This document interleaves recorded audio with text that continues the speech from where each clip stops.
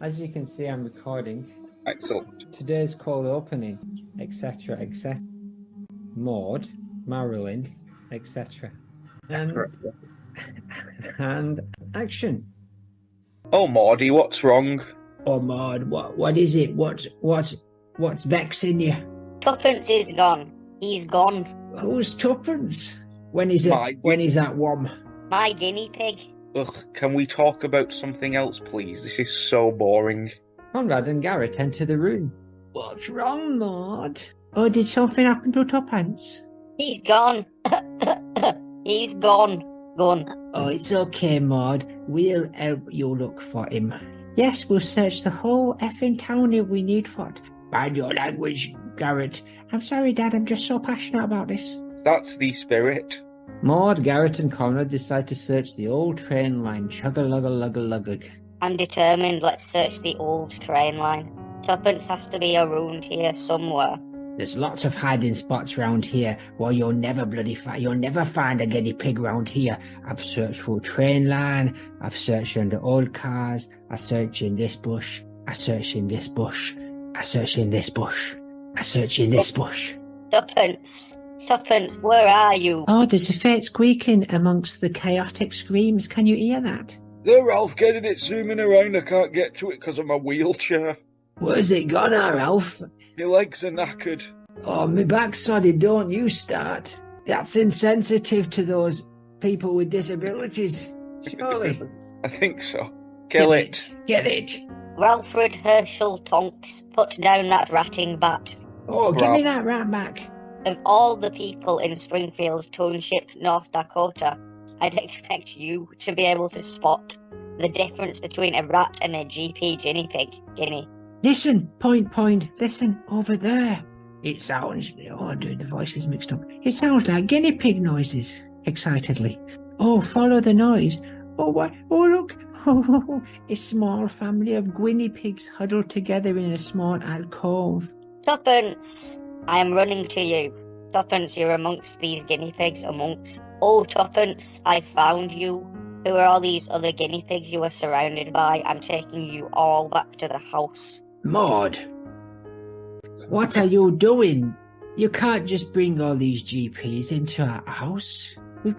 They'll be shouting everywhere, under the stair cupboard, on stairs, on banister of stairs, on carpet of stairs, under stairs. This is a bungalow. Maude.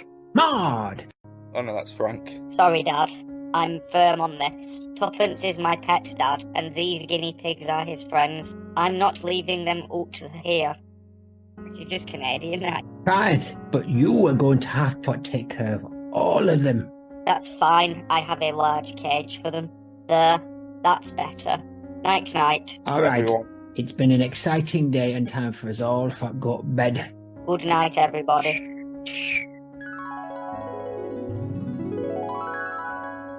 Oh, I'm in my dream now.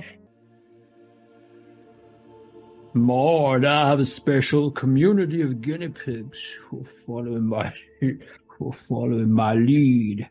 We intend to enter the wee principality and travel so far through time that we become godlike balls of glowing energy. Through my balls. I understand, Tuppence. My kind and wonderful earth name was Tuppence, but my true name, if you must bloody even know it, is Quadrapence. Thank you, Maude. You've always been a good and kind, quote-unquote, owner. I am smiling at you. Goodbye, Quadrapence. I'll always remember you. I would prefer if you continue to call me Twopence. You can always see me here in the dream space. I call it the wee space, but it ain't the wee principality. I love you, Maude. I love you, Tuppence. Oh my God, Maude, shut up and go to bed. Maude, it's a good cast. A well-forgotten woman, but not by us. That bush is rustling, that bush is rustling, and that bush is rustling, and that bush is rustling, and that bush is rustling, and that bush is rustling, and that bush is rustling. I am DGB, get out of the bushes. Thanks for the marriage, and thanks for the kids. Now, husband, walk to your death. She is a mental wild card. She's not the centuries and landers. She's the sister of complaining evil twin Laurie Goodman. Oh my God, Marge, shut up. She's got powers of quick change and teleportation. She's pro Jebediah and pro miracle, teaching us the joy of shame, etc., etc. It's a Maud Flanders 100th particular episode. Season 9, episode 26. Who would have thought it? Who could have even thought? Who would have even thought it? Spoilers. But anyway, now our group of indeterminate members have arrived at the desolate city on the very edge of the Waz, the biggest city in the wee principality, scattered with ruins of helicopters. What say you, Flimsy? A tiny Home Alone villain-looking man is over there living in these ruins on the edge of Let's the go over Waz. and see him. Why not? Hello. Are you coming, Nathan? Yes. Are you coming, Brendan? I am Brendan. Oh, are you coming, Nightshade? That's not my name. What is your name? Flimsy? Lawrence. I thought that was the other one. Yes, Lawrence is my name. Are you coming, Lawrence? Yes, I'm Lawrence. Yes, and I'm Flimsy. And I'm Maude. Knock, knock, knock, knock, knock. Yeah, what do you want? Is that Joe Pesci? None of your effing business. Hey, I I think you're remember right, you. Nathan. I remember you cats. You ruined my life. You got Flim Flam killed. You got me fired from my space casino job. Come here, you bloody rotters. Well, Sharon Flim Flam's here with us now. Why don't you have a reunion of sorts? You told me Space Princesses got free drinks. Kick. Kick, kick, kick, kick. Time works differently here, and I am him, and I've been home alone for over 500 years with an iron in my face and a nail through my shoe. How that did not kill me, I will never know, but it debilitated me. It debilitated me to the point that I can barely function. That Culkin, he's got a lot. And now I lost my job in the space casino and I live here. Don't tell people how I live in a wee principality, in a house built from the remnants of helicopters. All right, thanks, Joe. Well, it's nice to meet you. That's enough. Sorry about Sharon.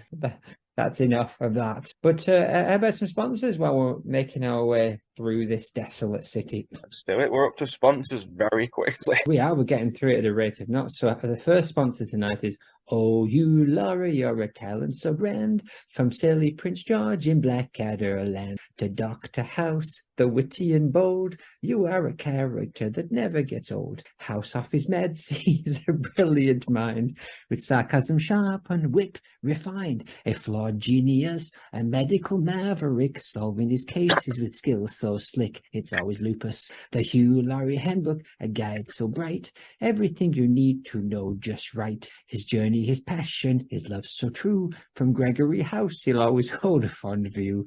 From Blackadder to House, he's a versatile star with talent and charm that has taken him far. Hugh Laurie is a legend, he's an acting king, bringing joy to fans who love to sing. So let's raise a toast to a gifted man whose performances leave us in awe. I'm a fan for Hugh Laurie, he's always so shine, a timeless talent, oh so divine. Yes, it's the poems season, isn't it? It's poem season. All sponsors are poems this season and for every season. Sponsor Apple Juice, the Molly Baxter and Jeff Apple flavoured energy drink. Now in 3 new flavours: figgy pudding, crayons, and oil. Pop them up, you Jaxie, for future tense. Yes. Sponsor, the Sinopec Group. The Sinopec Group, it's a force so grand. Don't ask, don't tell, their guide in hand. With Fu Cheng Yu at the helm, they're leading with vision at the realm. Oil is their game, by a needful hand, exploring, refining, and marketing so grand. Gas and petrochemicals, they take in their stride. With chemical fibers, fertilizers, it's a global ride. Storage and pipeline, their expertise, transporting crude oil, natural gas with ease. import-export agency business too. Crude oil is the trade, and they always pursue. China's Sinopec hit a recent blow, a loss of 618 million. A hefty woe, eclipsing China aviation oil's past blunder. A reminder that risks sometimes take us under. Yet Sinopec Group, they will rise again with resilience and strength they'll attain. For in the world of oil and gas, they're a powerhouse and a force to amass. So let's watch and see the story unfold with Fu Chengyu's leadership so bold. Sinopec Group, it's a name renowned in the energy world. They'll continue to astound. Didn't he fire Fu Chengyu? This is written before Fu was fired for this issue that was brushed under the carpet in that song. Sponsor Julia Morris. She comes for the Julia, but dear Lord, she stays for the Morris. That's a good one. We've almost that text message. Here, you open it and do the voice. I will after sponsor race. Oh yeah, exactly. How could you forget? It's only the 7th one.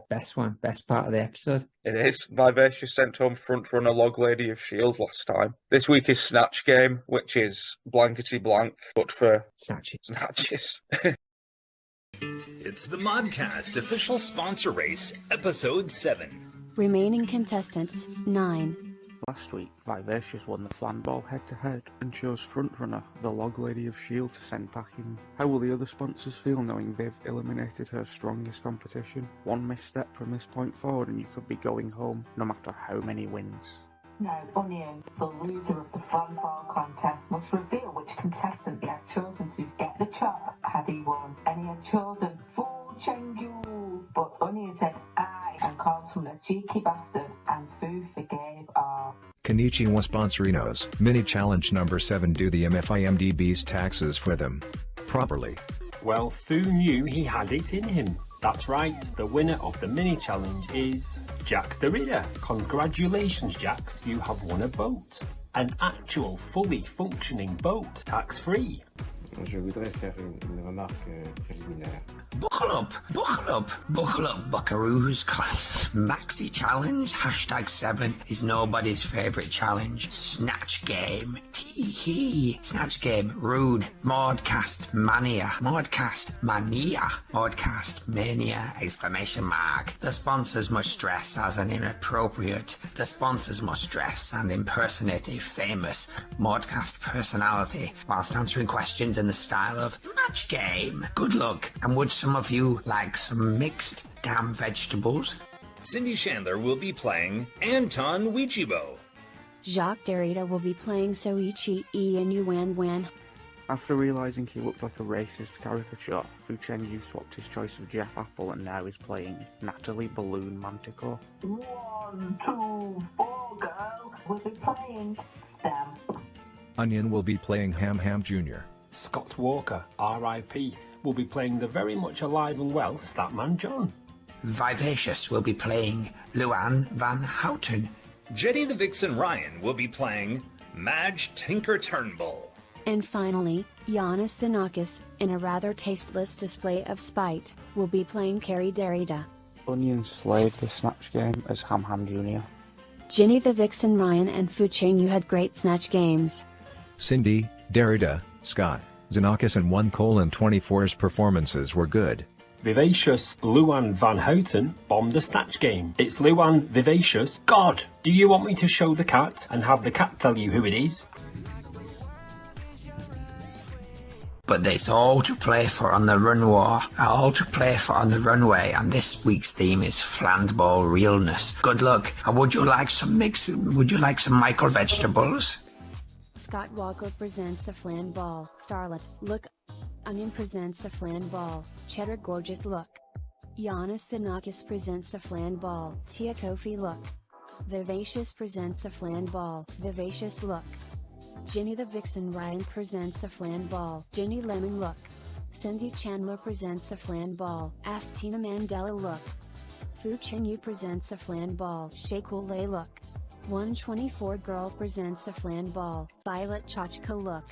Jacques Derrida presents a flan ball. Courtney Act look. Derrida and Viv played this runway. Onion, Boo, Scott and 124 had a great runway. The Vixen, Cindy and Xenakis had a good runway. but is good going to be good enough?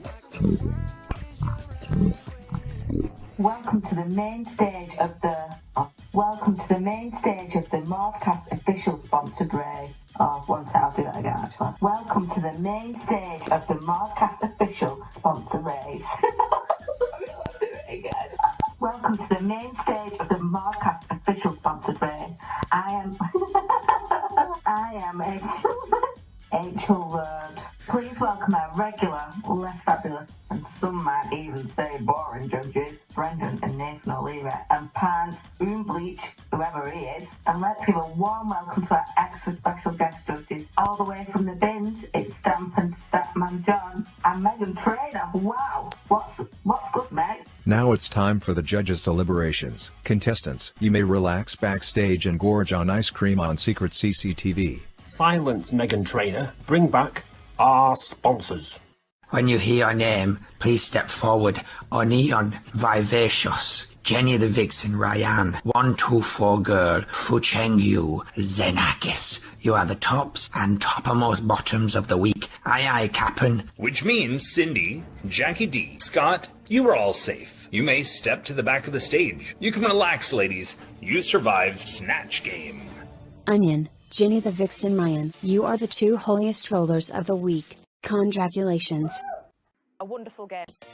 Fu Chengdu, you have certainly redeemed yourself from last week. Good job, you're safe. You may step to the back of the stage. Vivacious, 1, 2, 4. Girl, Xenakis, you are the wet blankets of the week. Onion, Vixen, prior to tonight you were asked to prepare a flanball performance of Noise by Stamp featuring Statman John and Megan Trainer. The time has come for you to flanball for your lives. Good luck. And would you like some mixed vegetables?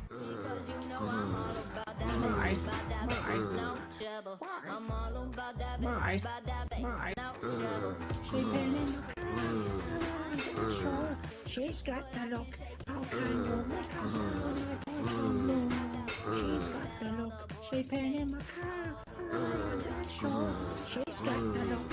How can you make her brown eye bottom blue? She's got the look. We've made our decision. Onion, you're a winner, baby. Spoiler, congratulations. You have won whatever parrots love to eat for the most. That of that for a year. George! Will our bottom three sponsors please step forward? Onion, with great power comes great Maude's Pins ability. Which of the bottom three have you chosen to get the chop? Will it be Viv 124 or Xenakis? As it is written, so it shall be done. Vivacious, you are and will always be a superstar sponsor. Now sashay away. Those little shady apes all threw me under the bus. Mother! Yeah. Scrubs docks in hell. Congratulations, sponsors, and remember, if you can't think of the children, how the hell are you going to think of anyone else? May I request an amen? Now let the music play.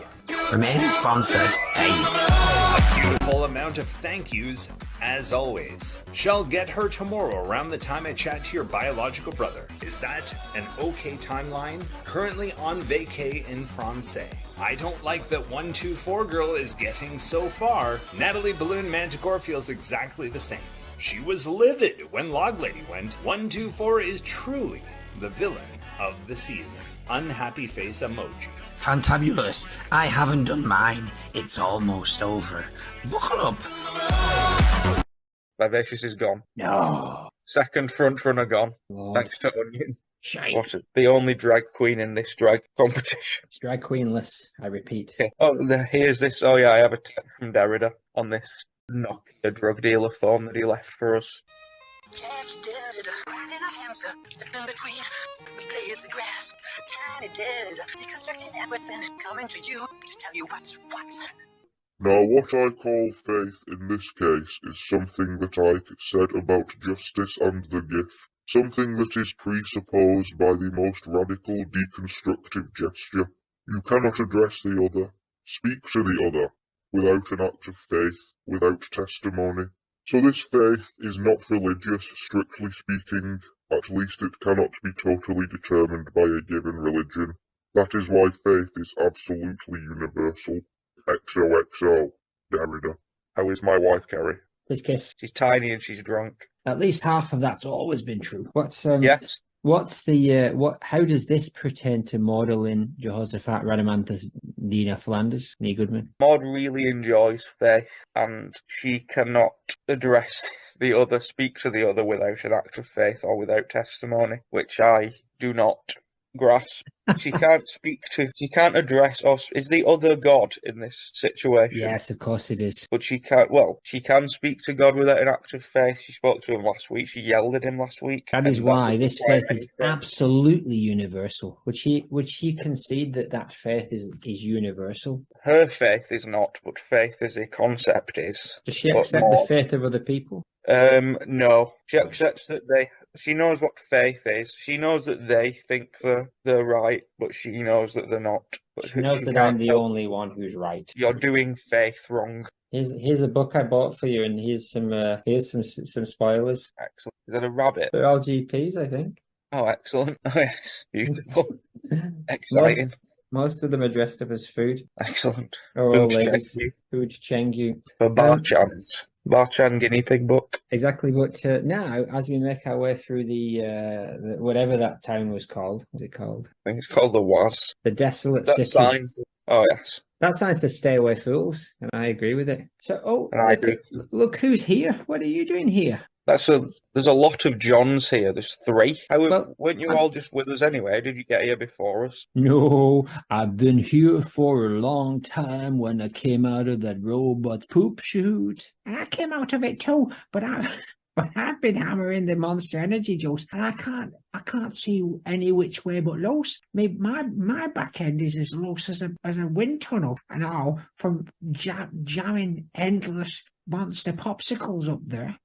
But boys, at the end of the day, there's only one thing that matters. That there's 3 of us, 1, 2, 3. That's 100% of us here. And we are the band of Johns. Living here, boys. Shut up, boys. Living here. Let me finish, boys. Living here in the ruins of this mac and cheese factory. And I tell you what, if it's the last thing I do, I'll get these machines running again. I'm going to help you there, John. And I to put another 6 up there, and I can see it's going to happen. It's going to happen. Well, it's nice to see all of you Johns. It looks like you're keeping yourselves busy, which is nice because there's about 30 of us. So it's good to know that you've all spun off, basically. We'll see you in the cold opens. But who are your friends?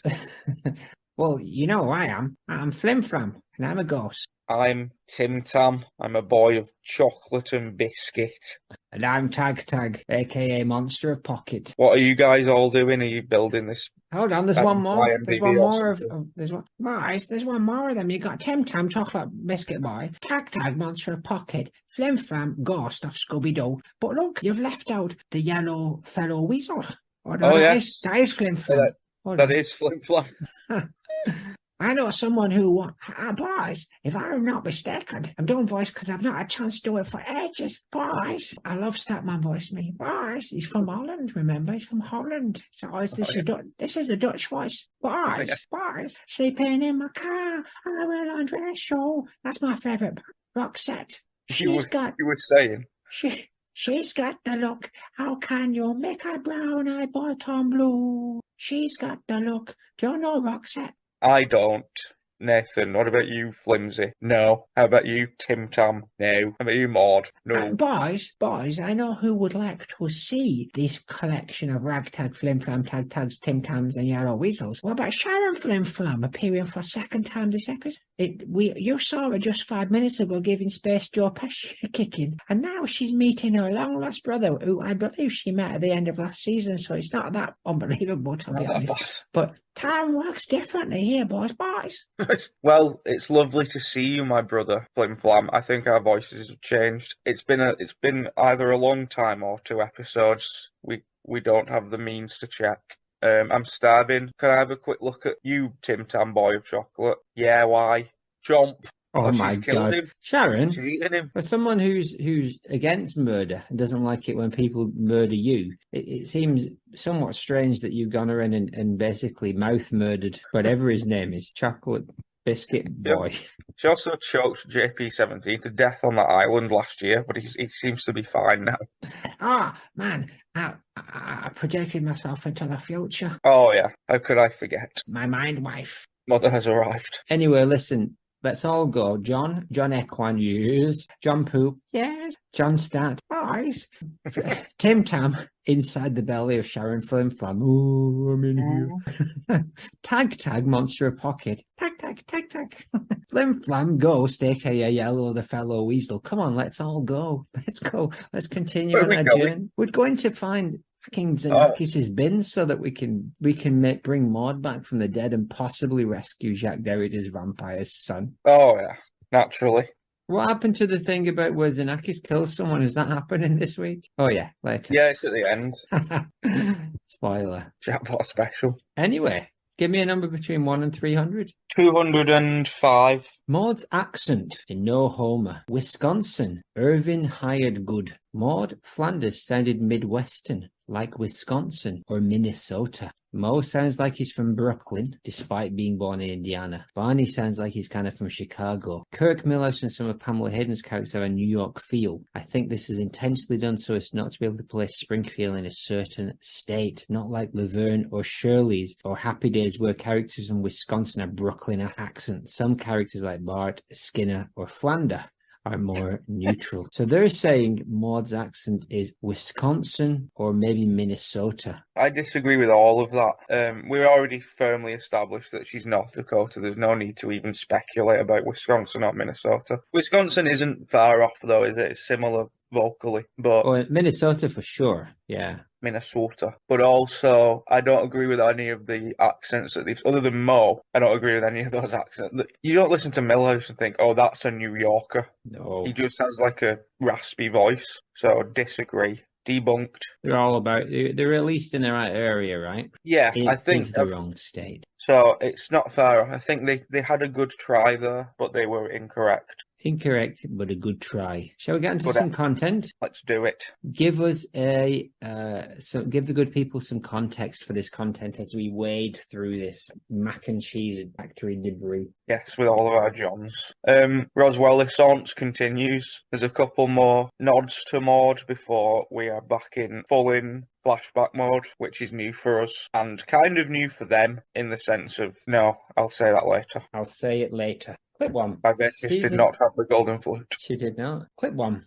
The Roswellesaunce. Ice cream of Margie with the light blue hard. There's a popsicle Maude in a garden filled with many popsicle figures in The Simpsons' front garden. Dredrick Tatum is sitting grandpa, Patty and Selma. And our favourite Maude is right there. A very sticky and ducky Maude, well captured in stick form. Tim Lovejoy's arms are spread and Indian Man is there too. And Sea Captain and Stu. A helicopter lands. We see Maude from more angles. It is as if you imagine here. I'm here with local sculptress Marge Simpson, who works in, of all media, popsicle sticks. He is astonished and holds up sticky brown suit. Kent, our viewers want to know 2 things, why and how come? And I said, was there never a Kent Brockman-centered episode? Is a weird thing to say, considering the title of the next episode. Yeah, which I hadn't seen at that point. Answered your own question. Why did cavemen paint on walls, says Marge. We see stick Maude popping between Marge and Kent. Why do you scratch your name on Tupperware, continues artist Penis Her Maude. Ka-ching. March.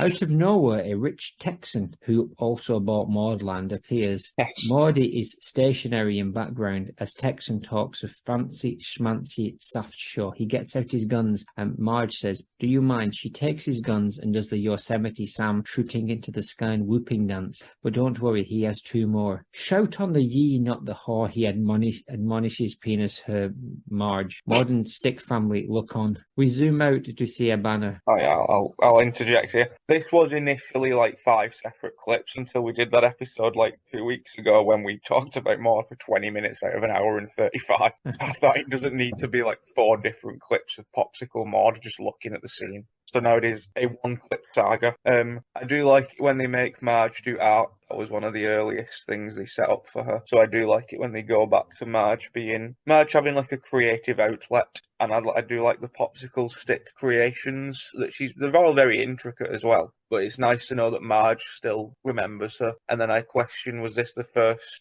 external, outside of like Ned referencing Maude, or seen her in the Flanders house was the first one, and then I realised that it was not, and Homer has done it like twice. Design, I wonder what like to include her in it because they've been avoiding her or like putting her with the Flanders for a while. So I wonder why she's back. You may continue. I do wonder why she's back, but she is back with Avenge. We zoom out to see the banner of Marge Penis represents people from the sticks. They're all there, and they're sitting on a cham-chat table on the lawn. Krusty and blue-haired lawyer are there, reunited. Sticky Maude looks on from a not front and center position. Sticky Maude looks on as Homer drives past in an ice cream van. Don't ax. It is a great van with a banana split on the roof and an ice cream written in groovy wavy letters. A sundae costs $4.95. There are mud skids suggesting Homer is going too fast and furious with the ice cream truck. He fast and furiouses the truck into the drive, plummeting through trapping Luan and others against the garage as Maude, Sticky, looks on unperturbed. Marge screams as we get a shot of Maude stick duck face. Marge's hands go to her penis head as Homer fast and furiouses the van across the lawn, decimating the stick people. Oh, Stick Maude, is this the last we will see of you? It is, sadly. I will just point out now that this is one of the worst episode titles I've ever seen. It's a reference to a song, right? I dream of Jeannie with the light blue hair or light brown hair or something. Yeah, but like it used to just be like Homer goes to college. But Marge gets a job, and now it barely fits the song title that they're parodying. It's a stretch. I would have just called it Marge makes stick or Homer becomes an ice cream man, which is what happens. That's where he gets all the sticks from, by the way. I don't know why he keeps the sticks after he's sold the ice. He probably eats them because he's fat, isn't he? Yeah, he is fat. He's a big fatty bum. Yeah, I think I must have seen this episode like once 12 years ago. This was a big surprise for me in the Maude-cast. I had no idea this existed. They also, in Tapped Out, you can get Popsicle Disco Stew and Popsicle Patty and Selma, and that's where they drew the line for some reason. Popsicle Disco Stew in a Funko Pop? Yes, Crayon, Chatbot. It seems like she's also, like, they made a point of her being absolutely wrecked by the van. She takes most of the impact of the van. It was probably a missed opportunity for a Homer Kills Maude reference as well. They could have had everybody but the Maude one get smashed, and then like a t-shirt gently float down and just crumble it. That would have sort of only been good for us. But they did start doing Maude death jokes later, so either they sold out or they weren't here early enough. And yeah, I also noted that the rich Texan funded Praiseland, and here he is, stood meters away from her without presumably knowing, oh, this is the woman who cost me a lot of money for that theme park that opened for a week. £100 for 1 week. $4,000. But I do like Popsicle Maude. I think the logic must have been they probably didn't think too deeply, but we'll do. How many people would Marge make? Well, she'd make Ned, Rod, and Todd. What would she make Maude? Yeah, I guess she would. And now here we are. But yeah, that didn't need to be 5 clips like it initially was. No, but I would have been all for it. That would have been a whole episode essentially. Oh, it was at one point, and I thought, no, we will. We're not dying today for this man, Eddie. Now's the time to cut some corners. Yes, at 93 episodes in, it was time to get serious. I don't think this is episode 90. No, we need to count. It's like 85. We'll Statman John. Get Statman John back. Yeah, it's 85, approximately, give or take. Excellent. I really liked the Sticky Maude. I thought it was a real fun thing, and I wish that they'd have kept the stick figures like somewhere and occasionally gone back to them. Yeah, like they do with like occasionally they'll go to like the garage or the basement, and the big like head will be there that Burns gave them, and like, you know, the Mr. Plow jacket and stuff. So they could have stashed those stick Flanders in the bomb shelter that doesn't exist in the garden anymore. Could have. Or in one of the 12 secret rooms. There's probably a popsicle room in that house. It's a shame she gorged on Tubbs, really. It's a shame she gorged on Tubbs. I'd like that on a t-shirt. Low-key hostility. But it's full circle moment for Maude too. She once gorged secretly on ice cream, and now she is the product of eaten ice creams. Now is she the gorgie? She is the gorgie. Springfield gorgie. That's all I have to say on the matter. Murder, she wrote. Murder, she wrote. Clip 2, episode 22, season. You never always say what you want. Rod and Todd. What's that? It's the Kent one. It's called You Can't Always Say What You Want. And is it a Ken Brockman-centered episode? It is. Unbelievable. Because I literally, I don't know why that came to my mind when I saw Ken Brockman. It's like, he's a well-known character. Why has he never had a Kent-centered episode? What happens in the Kent-centered episode? I believe he says something. I think he swears live on television or something, and then gets fired and probably lives with the Simpsons. I can't really remember. It probably involves Homer or Bart and Lisa getting him his job back. But I don't know if they did any more after this. I feel like they didn't with Kent. What? Driving home after a trip to the dentist, blah, blah, blah. Homer Simpson, millionth ice cream cone, Kent Brockman. Kent is disgusted to do a fluff piece. Oh, Jesus, read the top line of that third paragraph. Jesus. No, we'll get there. Sorry. He wants to do something about a discussion of the Middle East. Homer accidentally knocks Kent's cup of coffee into his lap, making him swore in pain. Nobody saw his on-earth faux pas because the internet has supplanted television, but Ned refers him to the FCC, and the station is fined $10 million. He is demoted to weekend weatherman, with Arnie Pye as the new anchorman. Kent is assured by Lindsay Nagle that his job is safe, but she thinks she sees cocaine in his coffee cup, but it's actually Splendor, but she fires him. Marge invites a suicidal Kent to sleep over at the Simpsons' house. Oh, come on. Lisa the next day wonders why Fox can be so conservative when the Fox News broadcasts sexualized content. Then they do some lampooning of Fox. Blah, blah, blah, blah, blah, blah. Krusty, get his job back. Kent. Lisa goads him into blowing the whistle on the scam. Oh, I can't even follow that nonsense. But in the end, he gets his job back. Kent loses his job, blah, blah, blah. Kent gets his job back. 22 minutes have been successfully passed. Exactly. But 22. You never always say what you want. R&T walking to Ned, who is at a computer. Daddy, what are you doing? I'm imploring people I never met to pressure a government who, with better things to do, to punish a man who meant no harm for something that nobody even saw what he was doing, which is a great line. It is. It's also very ahead of its time. Oh, don't tell me. Cancel culture. Woke. I'm woke. And we get a sad Todd and a face-forward Rod. Very good for effort. Right. Sometimes it might just Kent what you need. Exactly. Come and live with us. Again, that's another, this isn't the cast, I know, but another. Somebody lives with the family. Such a cop-out, isn't it? Yeah, we'll get to the Kent cast, but it might be about the city. Depends if, we didn't do April Fools. We've not done a Rod cast either for April Fools. For 100 years. No. Let's do it now, and we'll say it was a joke. We didn't do it on the 1st of April. Mid-clip. This clip is a spiritual sequel to last week, where we discussed the idea that Rod and Todd and Ned can start moving on with their lives because we've seen Maude in heaven. So This is them sort of reinforcing that idea. But it is not a good day when your creepy little offspring, Rod and Todd, are thinking that you're mental. So Flanders said that line, and sad Todd and face-forward Rod are less than happy with the line. Rod puts his hand on Neddy's arm and says, Daddy, we think you need a new mummy. First things first, he angrily shouts at his children. This is one of like 2 or 3 examples of Ned snapping at Rod or Todd that I can imagine, that I can remember. Like there's another one where he says something. There's one where Rod says something about, can I start wearing dresses then? And he yells at him for that. And then there's one where Todd says something like, he keeps asking, will he be able to marry Maggie? Ned shouts at him. But, this is an example of Ned being a bit snappy. They might have been setting up giving Ned a partner and then just backed out of it again because there's no Nedna for another 5 years. All of the Ned stuff outside of that dating a movie star, they didn't do any other Ned is dating episodes. They started doing like this, Ned makes Kent Brockman suicidal was the theme of this episode. And then invites him to live in their house. Yeah. But it's not good that Rod and Todd are seeing that Ned is breaking slowly. And he is. This isn't a Ned that we would have seen. In fact, no, I think it is a Ned we would have seen 10 years earlier. It's just that Maude would have been there and she would have said, I think you need a new hobby instead of, I think you need a new me. I think you need a new me. Have you met Edna Krabappel? No, I haven't. Me neither. I don't know who you mean. Neither do I.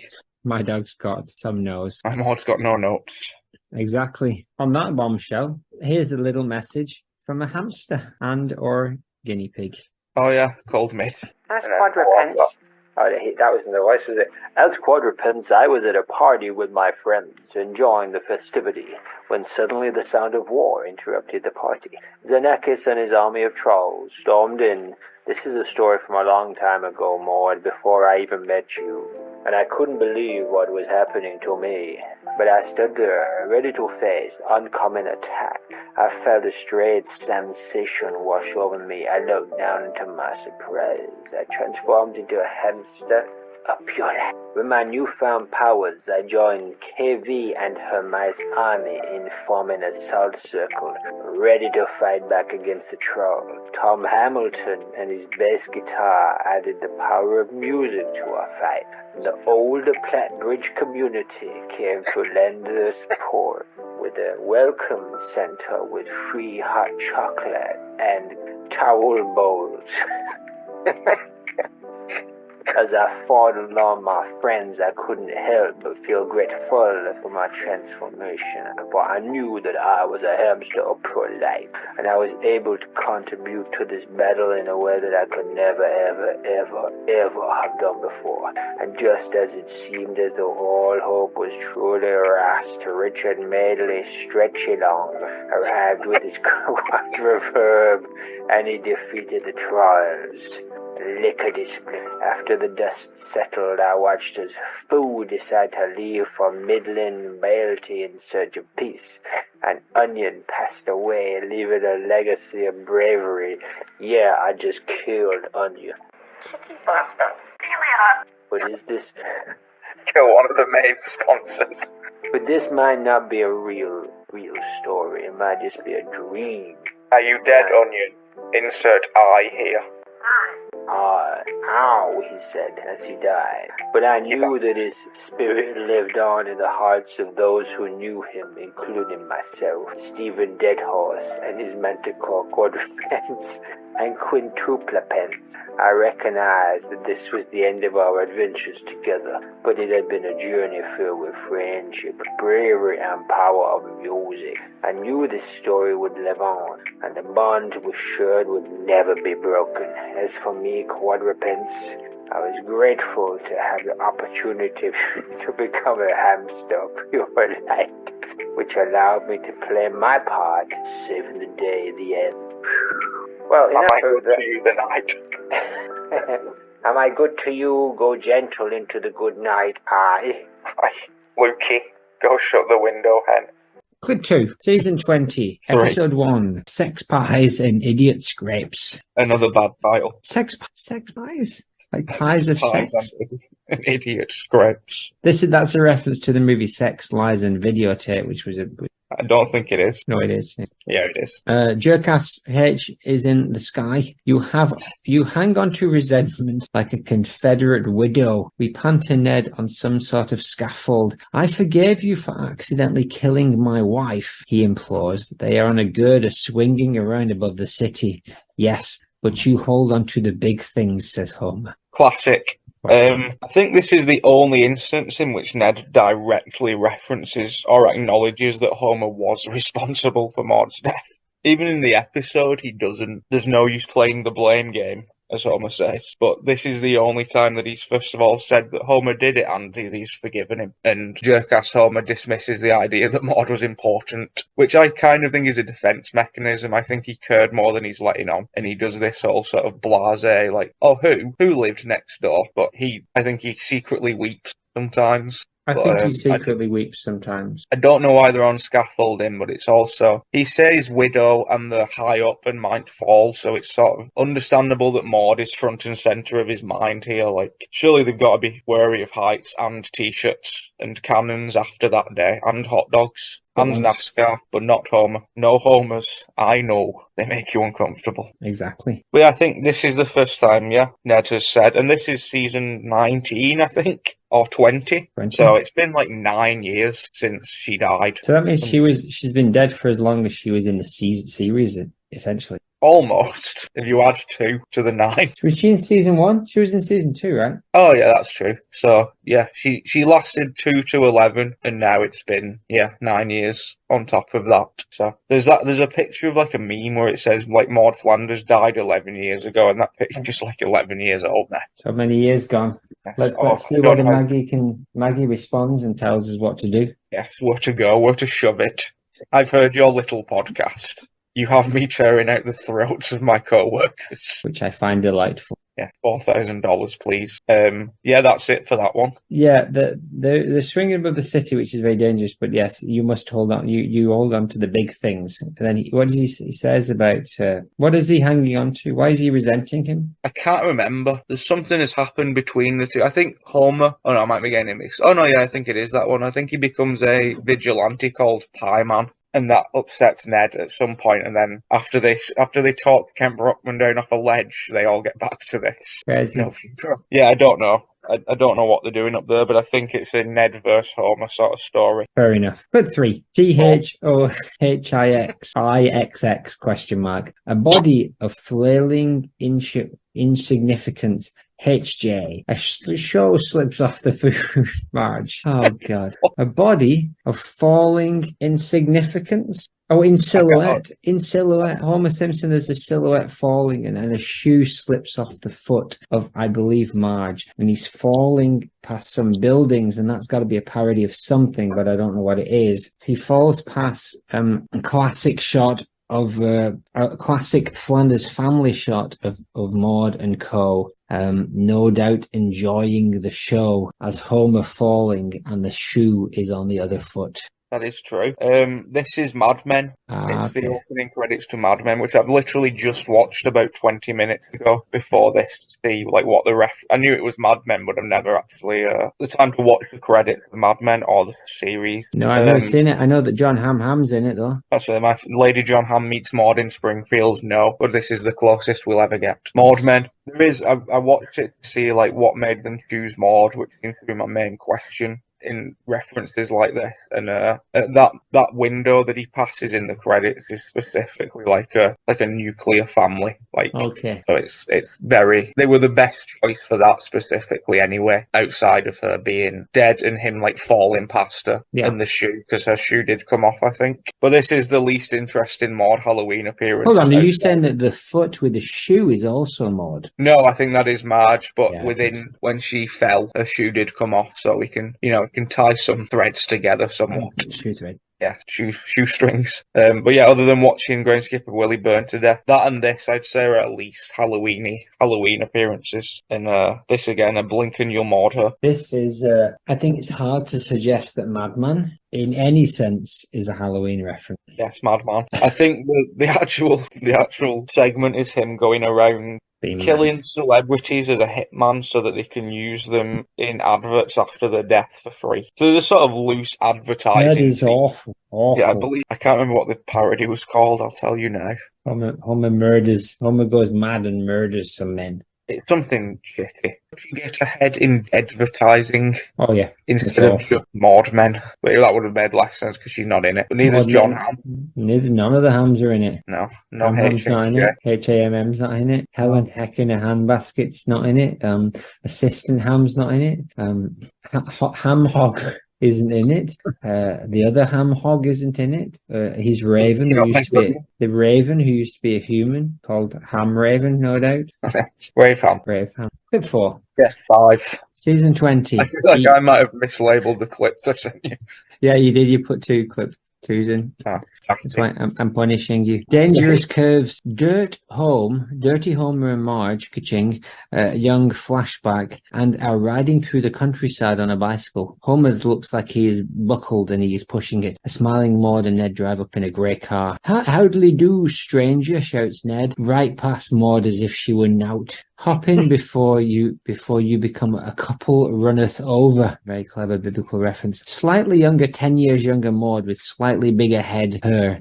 Other changes, I ask. No blue makeup on the eyes, blue shirt. And Ned, are you sure? They're covered in mud, she says, poo-pooing the idea of picking them up. Ned, undetermined, pumps his arm and in the mud and says that in that mud are the seeds of friendship. Maude allows, but she looks anxious and inconvenienced. Did she hold Ned back, or did she make him a better Ned? Both. Here we are. This is full Roswellesaunce. This is the first flashback Maude.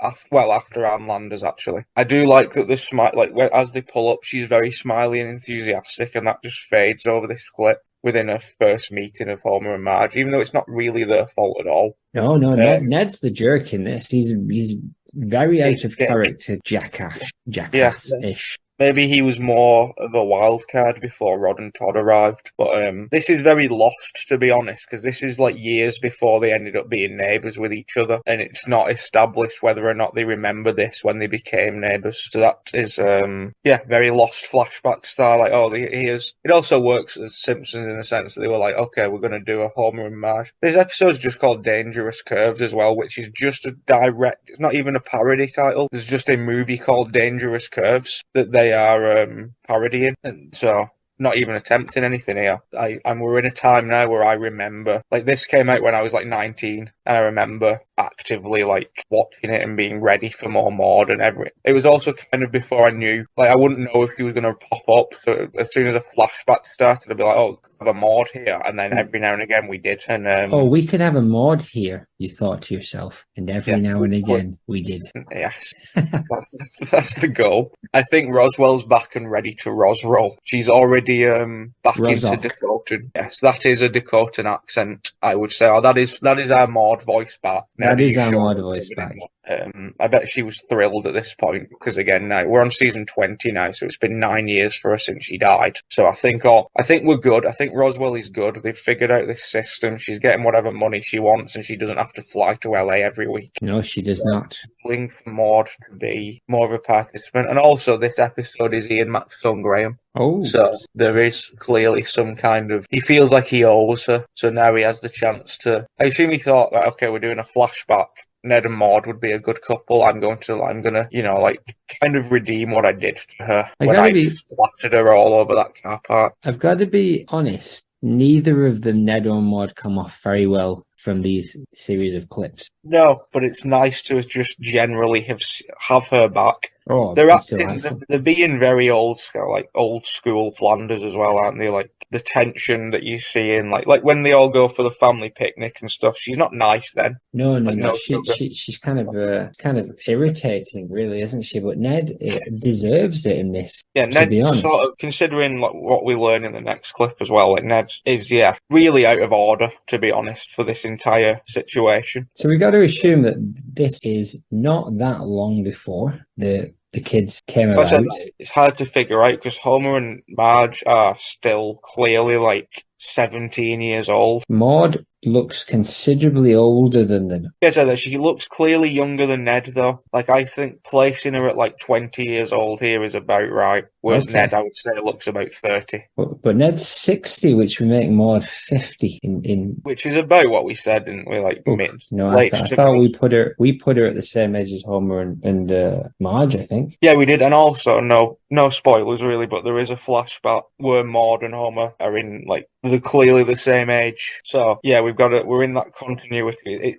For our wee principality that time isn't working. Time is not working. Clip 5. Yeah, placing Ned Maude at 20 and Ned at 30 in this. Right on. Clip 5. They're all having the fun in the car, and non-penis heard Marge says, "So, are you two married?" And Maude looks and says, "Are you two engaged or engaged to be engaged?" So Maude says, "Are you two married or are you engaged or engaged to be engaged?" HJ has arm round Marge. "Oh, I thought we'd wait a little while." Really, Neddy says. "And you were bicycling two abreast." I wish, says Homer. Marge looks sheepish. I wish we were bicycling to a lake. Oh, smutty humour. Marge has disconnected. Marge, hash-kerching, Maude has disconnected from this conversation. Wordplay, says Ned, acknowledging the smutty joke. Never cared for it. Ned got it, but was it intentional from Homer? But it's never too soon for you two to join the I Do crew. What is that look, Maude, when he says it's never too late, never too soon to join the I Do crew? What's that look? And number two, why is there no ring on her finger? On her thing. I don't know. Maybe they haven't purchased them yet. I'll interject now. Costuming, I like. Her secondary go-to colour seems to be teal. You see that a couple of times in different... Like, they never have her dressed... Same with everybody, actually, but she does have a different outfit for a different age. And this is our earliest ever Maude that we've seen, except for that one bongo. EM. This is the child. Yes. The design is slightly... I think you said it, but her hair is bigger, and she does look like a young Christian with, like, the polo shirt and the, like, pants. It's sort of that sort of, like, active, like, community Christians who will, like, build houses and that kind of jazz. So,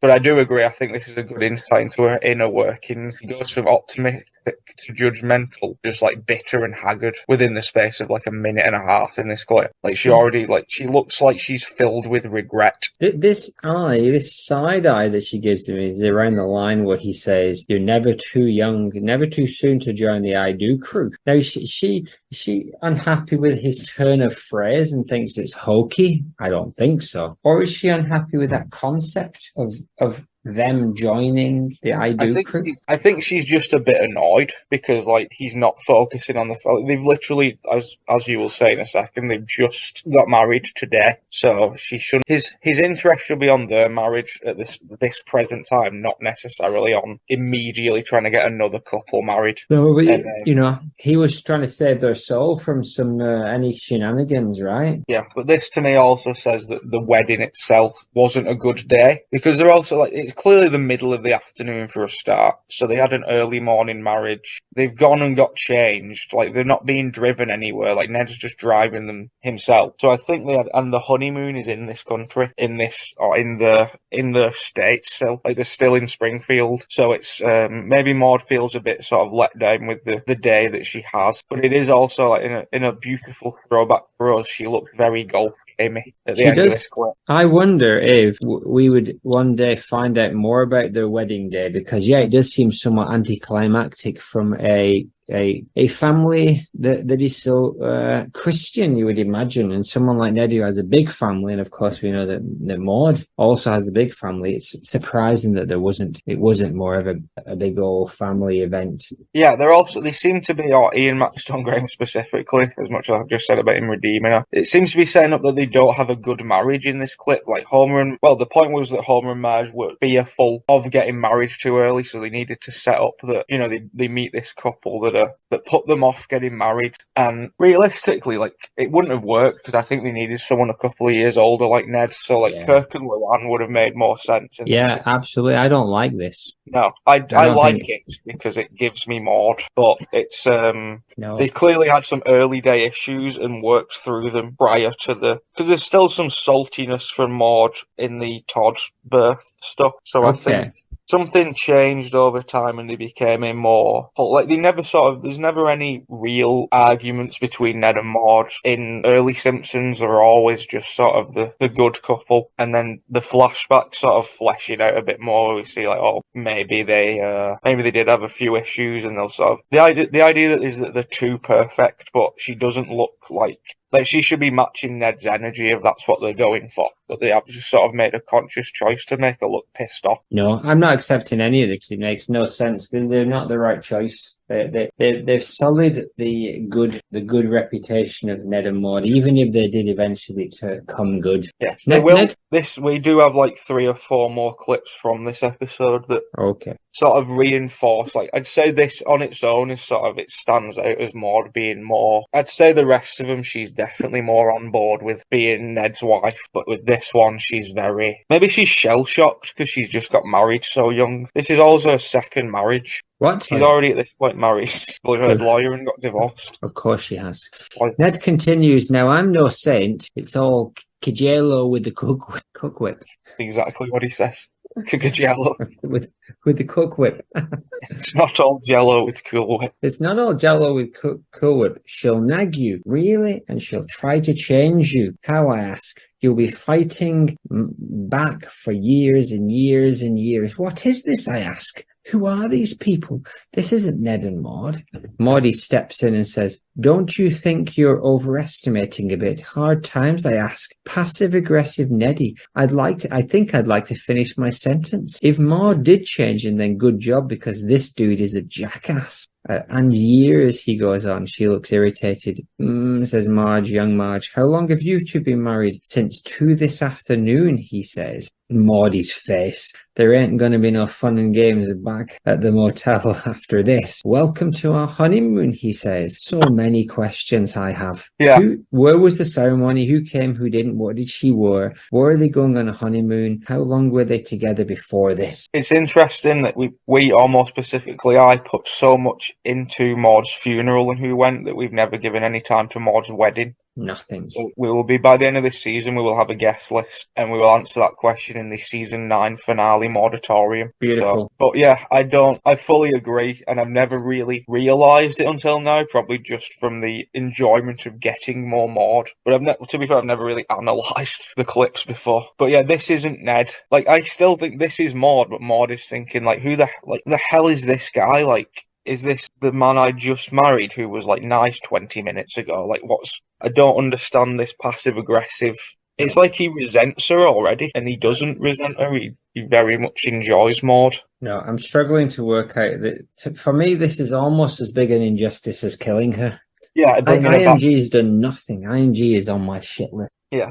Hopefully he'll redeem himself with the rest of the clips from this episode, but maybe I've misconstrued them as well. But yeah, she looks like they should have just, the obvious route to go for was if they wanted to be like, oh, we want Homer and Marge to come out of this thinking we shouldn't get married. They should have just had them be too in sync, sort of like too codependent in this clip where it looked sort of off-putting that they couldn't, like they were finishing each other's sentences and just being Flandersy. Each other's sentences. Exactly, finishing each other's sandwiches.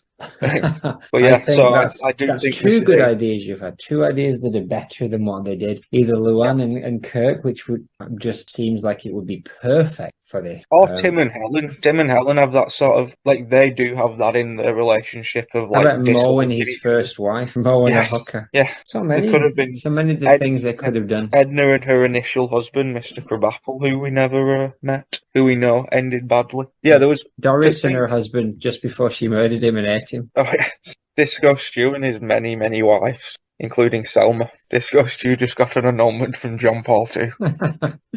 Yeah, I'm here for the Maude of it. I'm not here for the Ned of it, is what I will say. But I do like Maude look they've given her, and I do like that bigger hair makes her look younger for some reason. But enough of that. Yeah, that's it. This is their honeymoon. I speculate they went to Moldova years later when Ned sorted his shit out. I'm going to grill you, and I'm expecting the diaries and all that stuff to reveal much more about the wedding. Much more. Yes, we will have a full. The wedding will be known to us in the way that everything else is. But anyway, look, what have we got? What have we wandered into? The inevitable trolls versus hamsters versus hobgoblin war 2. Sounds of war. Can you overlay some war sounds?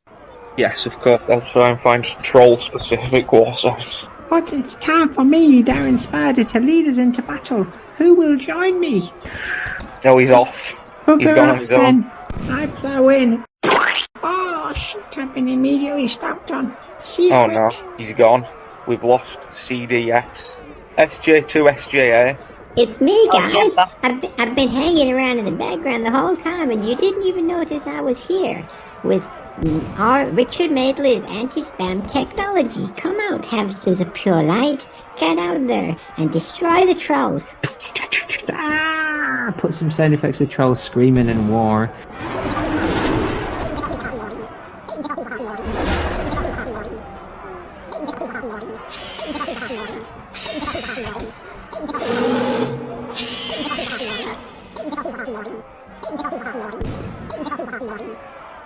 But don't kill all the hobgoblins. Leave Rad and Todd for me.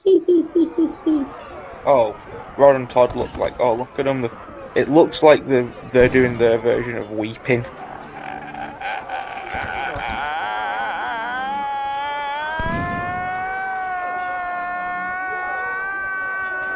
They look very. I've never seen the two of them look this sad. Jeff, you bastard, you killed all of our hobgoblin cousins and friends and family and everyone who ever mattered to us except for that dog what we both married. Yes. Even some teen who one hobgoblin can't calm them down. I'm absolutely effing raging, Jeff, and I'm going to make it my life mission to rip you asunder. Hey boss, I don't even care. I don't give two shits about what you hobgoblins think, cause you're less than nothing to me. What do? Make shoes in a factory? Well, I will murder you. I will murder you, Richard Madeley Space Jesus Jeff Apple Clone 2. I will murder you. I will murder you. I will murder you. I will murder you. We'll calm down the hobgoblins and we'll just find a corner where this troll hobgoblin war kind of fizzles out. Most of the hobgoblins, in fact, yeah, all but two of the hobgoblins are dead actually. And all the trolls. That's not going to sit well, but it's good But for look, us. The hamsters of pure light, quad, oct, and dodecapence seem to be ascending into the sky. Ah, can you get some sound effects? Go. Ah.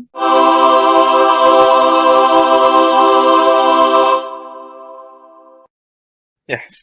Yes, I can. Oh, and if you look up to the sky, hectopence, quintupence, and tricontachioupence are squawking eagerly, waiting for them. Oh, goodbye, hamsters. Goodbye. See you in space. See you in space heaven. Hey, that's my space heaven. You better leave it bloody tidy for when I get back there.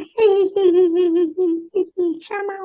Thank you for your services. All right, that so was a fun war. War is finished. The hamsters of pure light have ascended to Jeff Space Heaven. Why don't we have a look at some art? Let's do it. Let's go, Funko. Tell me about this. We are up to our wave 4, and the wave 4. This is sort of a cold open series. Shakur. The wave 4 true pack. Shakur. Is Alexis Wildcard Davis and Baby Bigfoot.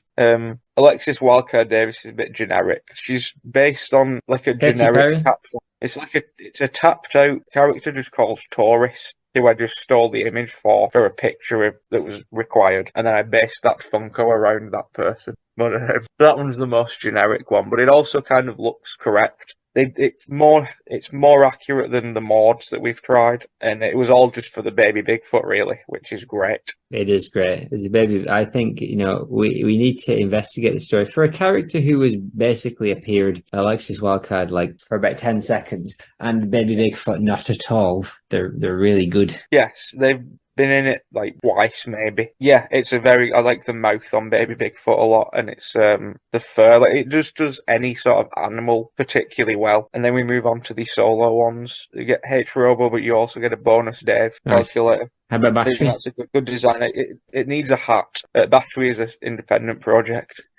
H-Robo tends to wear a hat and has a knapsack, but generally I think the vibe of H-Robo has been captured pretty well there. Captured vibe, absolutely, yeah. I think so. Roswolf is a cute one. I like the big mat of her. It could be more wolfy. It seems to only just... It was one of the only ones I wanted a mouth for, and it's one of the only ones on this that doesn't have a mouth. Like, it wouldn't do wolf teeth. It wouldn't do wolf teeth. Either this or full wolf, and I preferred this. It still has an essence of Roswell to it. And then the last one is Ham Jr. Yes, I believe he looks cute and sweet. That one's sort of accurate. It's just John Hamm's head on the body of Augustus Gloop, but it's come out nicely and fan favourite. You can't feed Artbot a picture though, can you? No, I don't believe so. You have to describe what it is. Yeah, that is true. Okay. So I sort of work with, that's the thing, you get, the good thing is it gives you like 6 options, so it's usually got something where you don't have to try it more than once, but I would... Don't go sharing your emotions. Alexis Wildcard Davis and Baby Bigfoot. Tell us more about Ham Jr. It's adorable, but I would get the 2-pack because of the Bigfoot. Oh, that Baby Bigfoot is delightful. And wherever there's a Baby Bigfoot, there's got to be a grown-up Bigfoot. He's like, well, in this case, it seems maybe not, because it's been fostered by a human woman who is a wild card, which is why she has a baby Bigfoot, I guess. But I think that entire line of Funkos turned out nicely. I would also like the Roswell one, because it's just sort of cute. Wildy. Brilliant. Saved. Oh, but here, look. Oh, I have to choose which one I do best. It's easy. Bigfoot, Little Bigfoot is the best by far. Yeah. The others are good. Roswell's good. It's Robert's good, but he's missing accoutrements, as you've said. Yeah, Ham Ham Jr. is cute, but I want to see Angry Ham Ham Jr. as an alternative figure. That can be done. Covered in blood and feces. Yes, I need toilet first, though. Back in a minute. Speaking of feces, how are you, Vivacious? Mother has arrived. How are you, Jin from Lost? Udders. How are you, remaining members of Vanilla? No way, no way. How are you, Snaggy? Wolf. How are you, Chris Jagger? Fine. How are you, Hobgoblins? Weeping. How are you, Jeff Apple? Insert line. How are you, Gaz Top Hat? Good. How are you, Equine John? Good. How are you, Sharon Flimflam? Good. How are you, Flimflam? Good. How are you, Stamp? Good. Was Statman gone? He vanished. Now we continue. Oh, look what's going on here with the wavy lines and that portal that's appeared. Was Statman gone? Oh my goodness, where is Statman? He was here a moment ago. Statman sat in his throne room, surrounded by piles of papers and graphs. Guys! As the king of statistics, he lived and breathed data, always seeking out new and interesting patterns to explore. But as he sat there, lost in his work, he didn't notice the danger creeping up behind him. Xenakis, the evil vampire king of the Indeed Ice Kingdom, had been watching Statman for days, waiting for the perfect opportunity to strike. And as Statman sat there, completely immersed in his work, Xenakis pounced. With a sinister grin, he summoned a giant calculator and aimed it at Statman. Why you even do it? Time to say goodbye, Statman, he said, his voice dripping with malice. You've been a thorn in my side for far too long, and I won't let you stand in my way any longer. Statman looked up, his eyes wide with shock as he realized what was happening. I've had enough of you. He tried to run, but it was too late. The calculator fired a barrage of equations and formulas at him, tearing through his flesh and killing him instantly. As Statman's lifeless body hit the ground, Xenakis chuckled and stepped over it, his eyes glowing with triumph. Yes way, he said, a twisted smile on his face. I've finally rid myself of that annoying statistician. Now, nothing can stand in my way. He falls from tower into parking lot. Fade to black. But do we have a diary? Oh god, Statman, it looks like Statman's dead. Do we have a diary? Did you hear me? I did hear you, we do have a diary. Would you like to hear it? Yes, please. Dear Diary, today's entry is slightly different. It comes in the form of a play. I will be doing both voices. This is between me and Tuppence. This is what happened when I crashed to the ground. These are the thoughts I had, and now I am in heaven. Space Heaven Diary. I can write them down. Beautiful. Maude, it's time to go. Tuppence, is that really you? Yes, Maude. I've come to guide you into the light. I'm not ready to go yet. I know, but it's time. You lived a good life, and now it's time to rest. I know.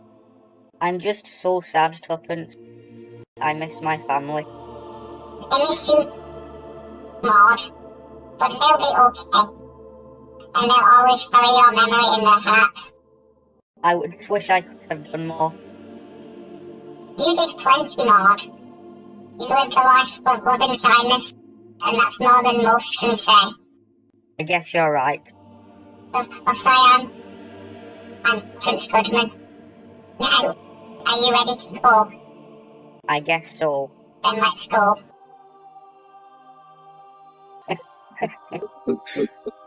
Are we finished with the song? That was a very sad diary, wasn't it? Well, I think we're laughing at unrelated. Let's go. You have to put some heaven sounds at the end, right? As they send for the second time. That's the time in like 15 minutes. The joke is that the hamsters appeal like just constantly ascended to heaven every week. Every week they come back with no mention. They descend. Oh yeah, we you don't see the descent. The descent doesn't have a sound. Oh, they did this. Oh, look, the hamsters are coming back. Oh, the hamsters are back slow. They just plummet from the sky. Bounce off the ground and then wander around days for a few minutes.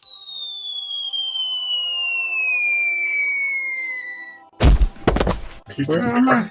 Where am I? Ouch. Why are all my teeth broken? I was in heaven. I was with my family. That's what happens to Kenny.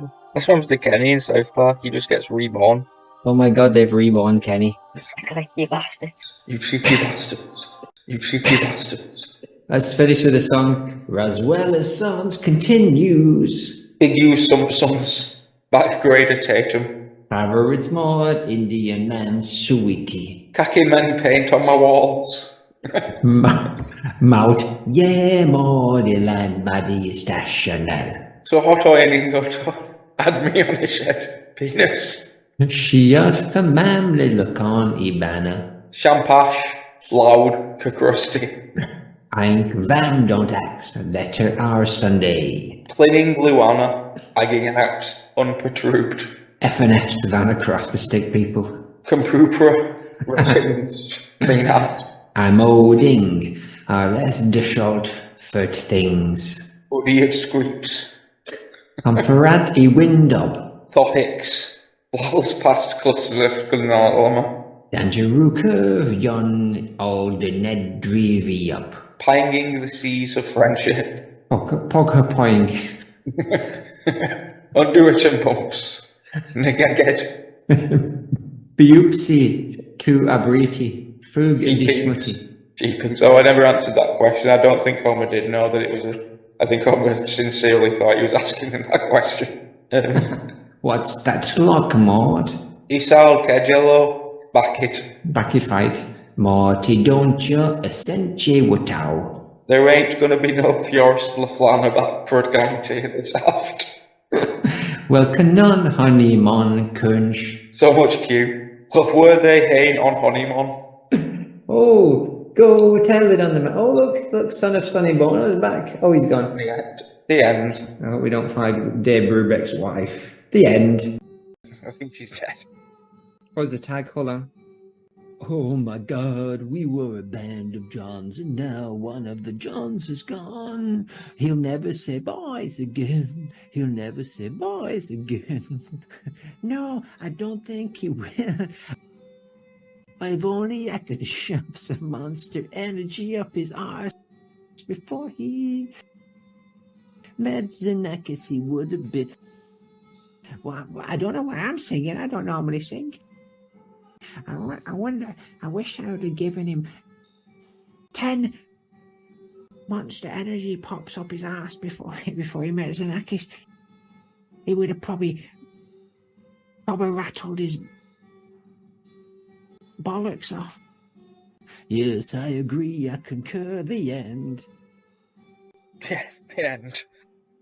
Now, if I was to ask somebody to check that, I might ask maybe a statman. And our uncle's been pestering me all week. He's got a lot of things he wants to get off his chest. Is it okay if I play you one of his multiple voice messages? Yes. Beep. Hey there, Nathan and the other boy. I've been meow. I'm only Statman. You hell of a beaten Statman coming at you. And you know, first stat I'm going to drop in your big dirty face? 903 views. We all know it's diminishing returns. Each successive episode is almost certain to garner fewer and fewer views. You was Dutch, I'm was Dutch. Hating on the thumbs down.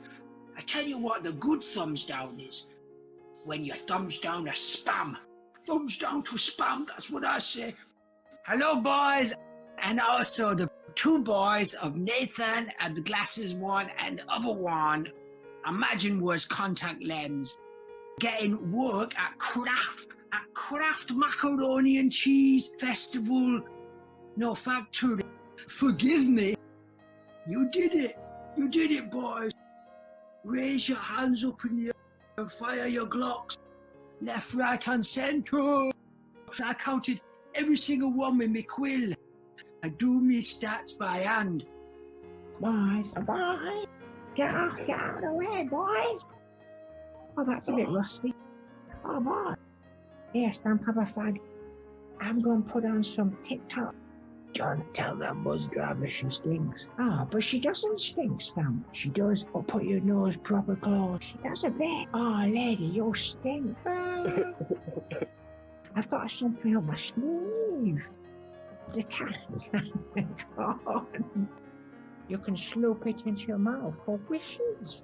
Smash. Ah, your teeth have shattered. Let me replace them in your groggy head. 1, 2. I love stat. Number of teeth in your head replaced by corn.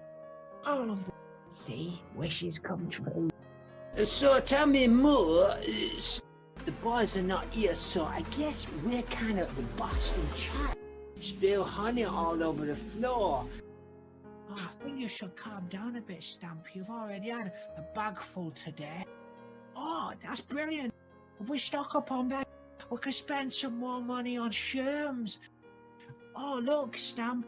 You have dropped a big bag of pills and some sherms all over the floor. Why you even do it? Boys with the glasses and the no glasses, and it's so helpful. What are you talking about? Why even want to muck 'em up? Because the good lads. Oh, Stamp. Why do you even want to do that? It's not magic. You go for connect them all to battery.